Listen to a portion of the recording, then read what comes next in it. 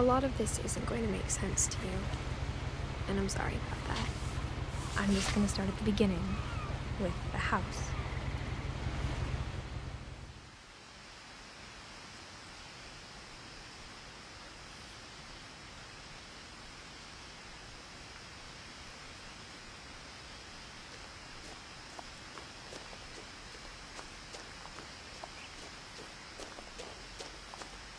I lived here until I was 11, but I wasn't allowed inside half the rooms.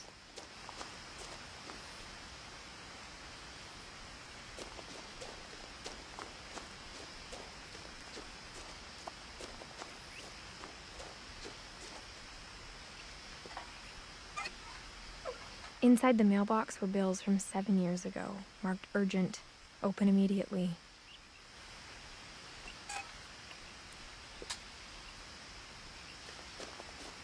I hadn't been back since my brother Lewis's funeral.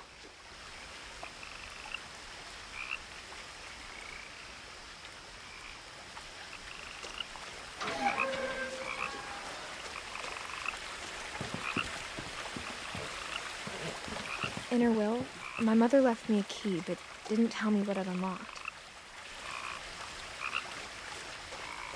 Maybe she thought I'd know.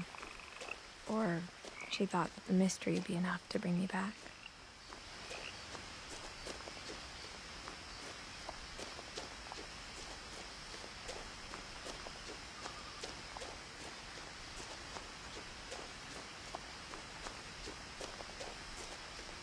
No one had driven this way in a long time, but I saw a few hoof prints.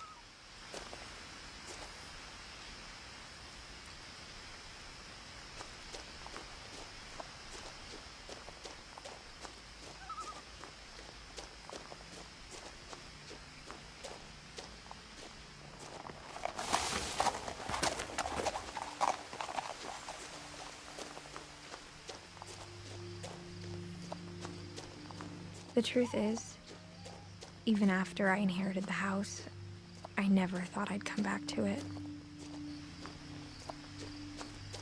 But now I had questions about my family that only the house knew the answers to.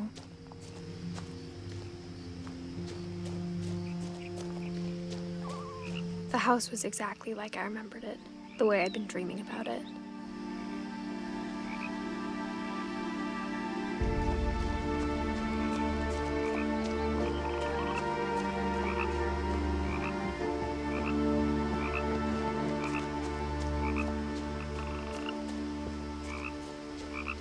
As a child, the house made me uncomfortable in a way I couldn't put into words.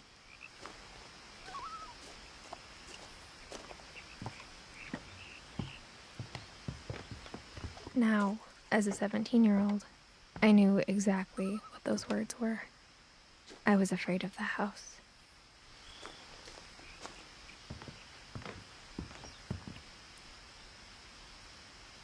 I hoped the key might unlock the front door. It didn't.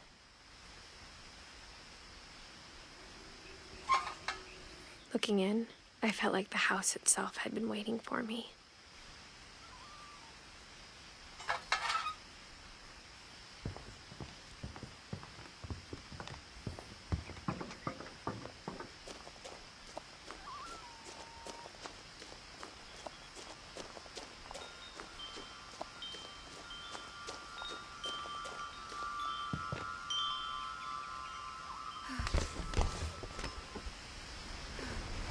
Crawling through the doggy door used to be a lot easier when I was 11.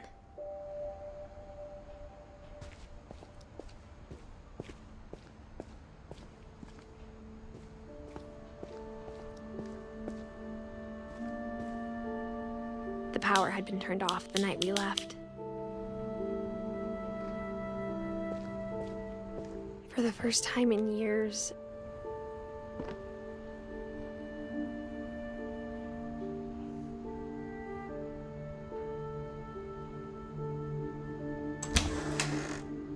I felt like I was home.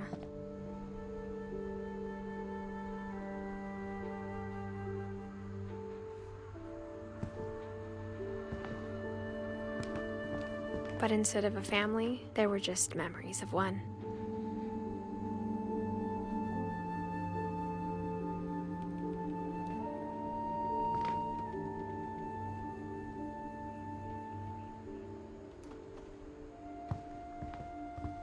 Like how only one restaurant would deliver to our house, so we had Chinese a lot.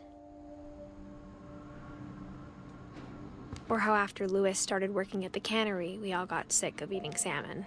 Except our cat, Molly.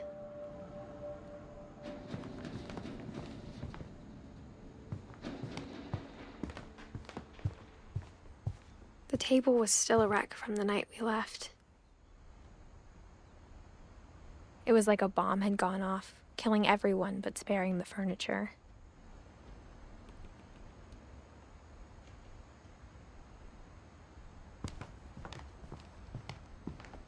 Nothing in the house looked abnormal.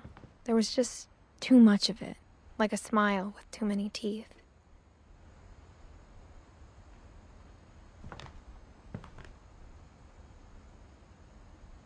Even the fireplace had a story. Edie told me the bricks came from the original house, after it sank.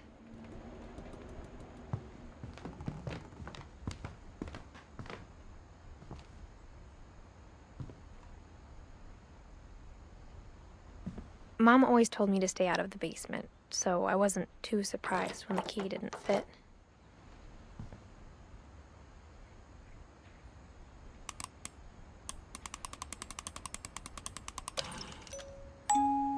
Great-Grandpa Sven built a music box for Barbara, along with the rest of the house.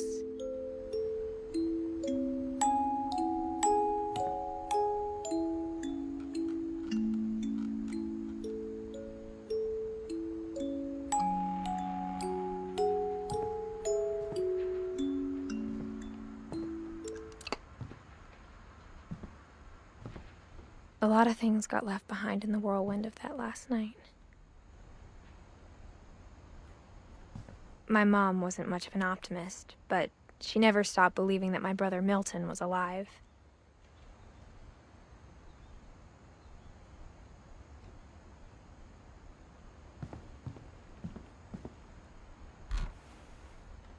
Edie told me once that every Finch who ever lived is buried somewhere in the library.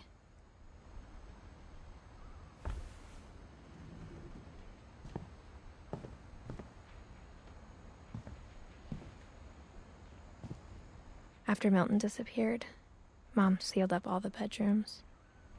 Then Edie retaliated and drilled peepholes.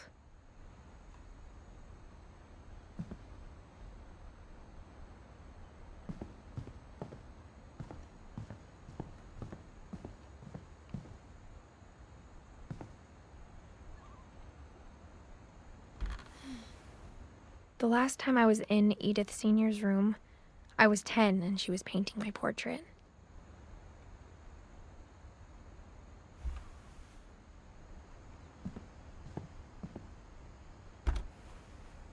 As a kid, I just assumed every house had peepholes and sealed rooms you weren't allowed inside of.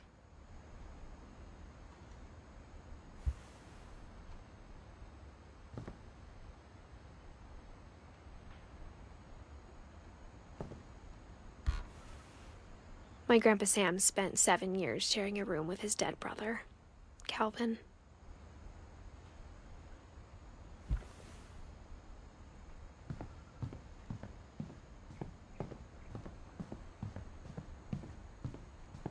Whenever people ask me about my family, the first thing they always want to know about is Barbara.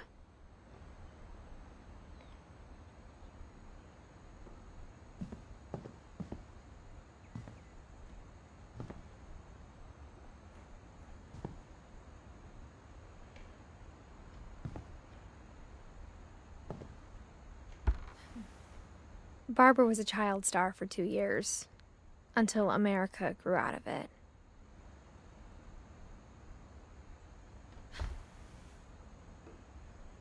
Edie's father, Odin, built the original house.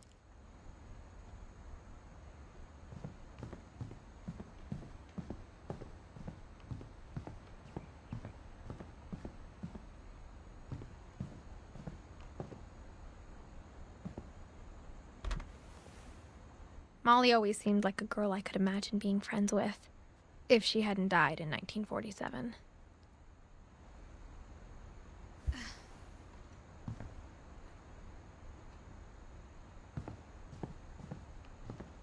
I spent a lot of time playing in Great Uncle Walter's room.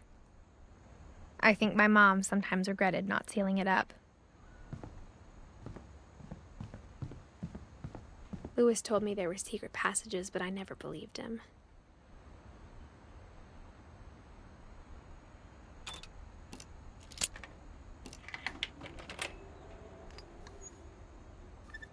Turns out, my mom was really good at keeping secrets. Now it was time to find out what my mom had been afraid of.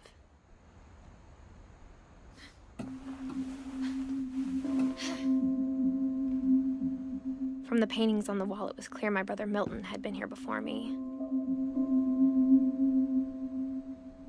Reading this, maybe it sounds like I had a plan.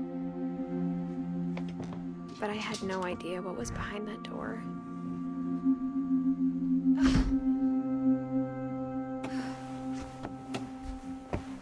Just like I had no idea where all this was gonna lead.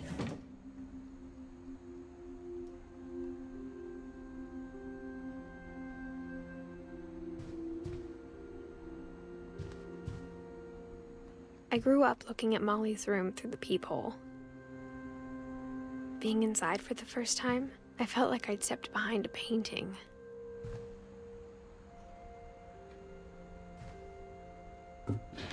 Molly's gerbil had a tiny bedroom with its own even tinier gerbil cage.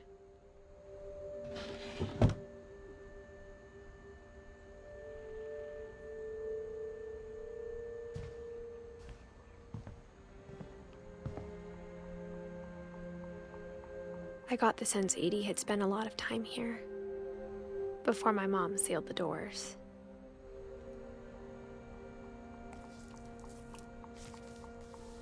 December 13th, 1947. Dear Diary, I'll be gone soon, but I wanted to tell somebody about what's gonna happen. It started when Mom sent me to bed without dinner. I woke up and I was starving, so I looked around for something to eat.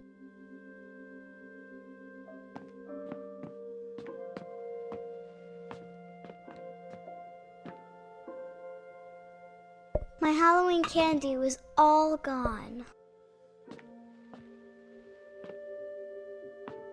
The gerbil food was dry, but I didn't mind it.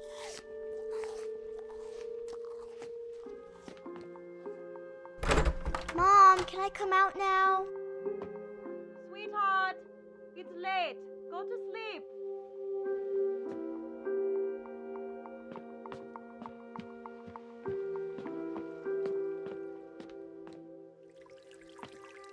I thought about eating Christopher, but I held back.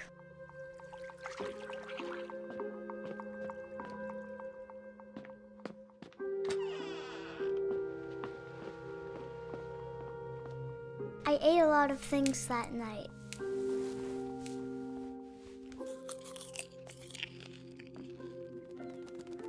I kept eating and eating.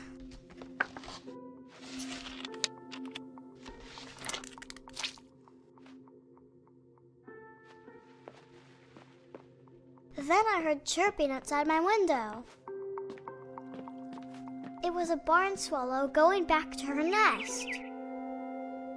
I reached out for her.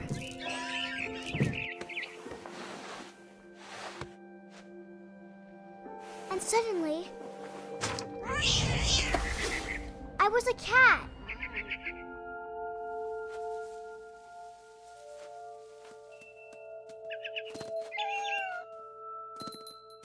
I tried to be quiet, but the bird was really scared.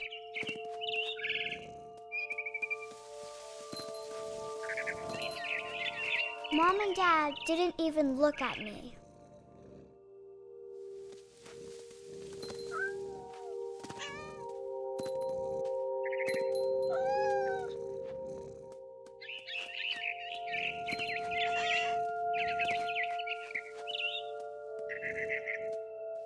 I jumped and I almost got her.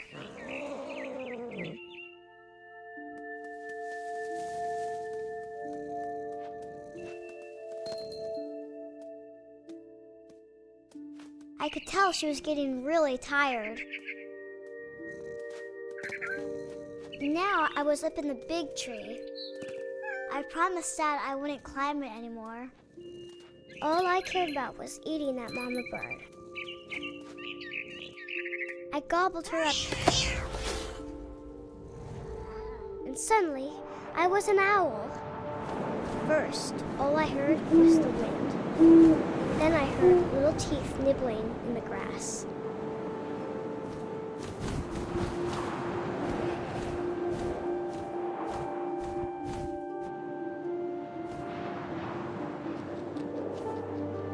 Rabbits.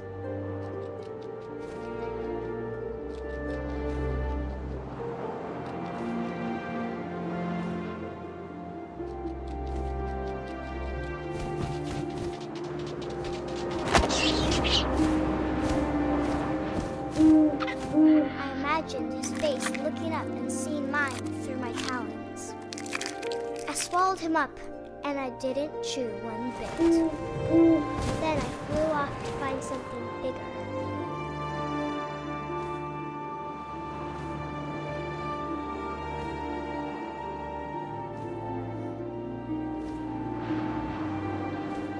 A mama rabbit.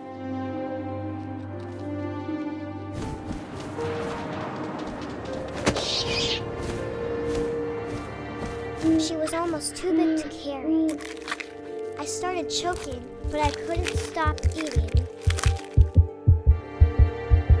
And suddenly, I was a shark.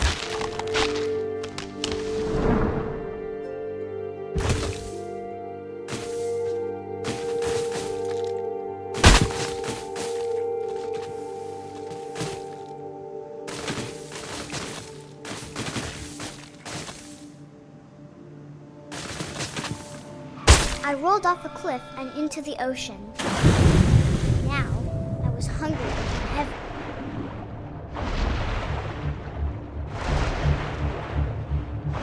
I wanted fat, juicy seals.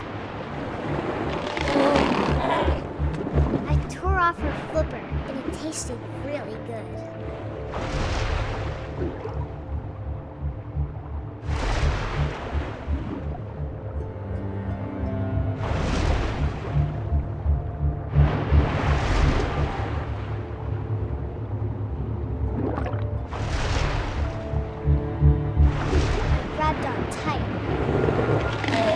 So hungry, I jumped out of the water.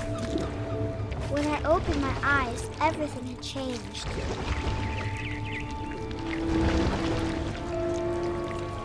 Now I was a monster, and I smelled people everywhere.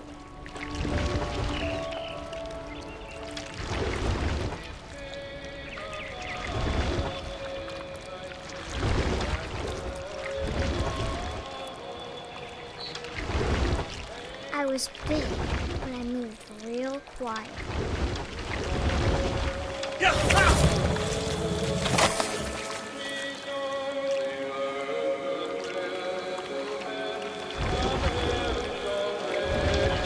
I wanted to stop, but also I didn't.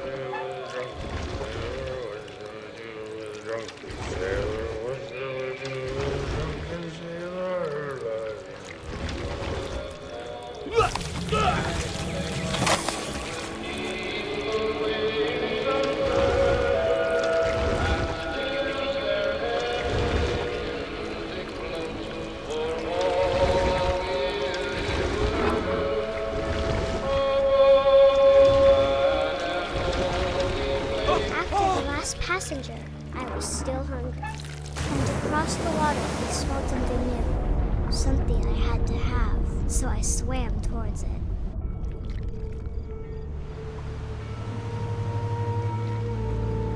I slithered onto the sand, and the good smell went into an old pipe.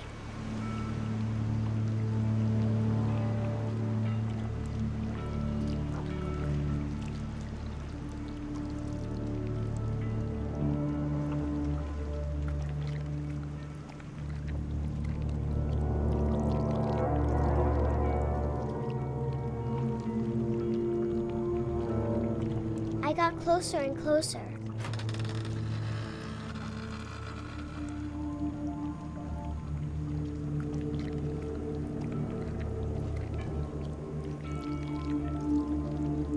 all of my stomach started growling. And suddenly, I was me again. I held my breath for a long time, but I couldn't hear anything. I think it's waiting for me to fall asleep. But it's not going to wait much longer. It needs to feed, and we both know I will be delicious.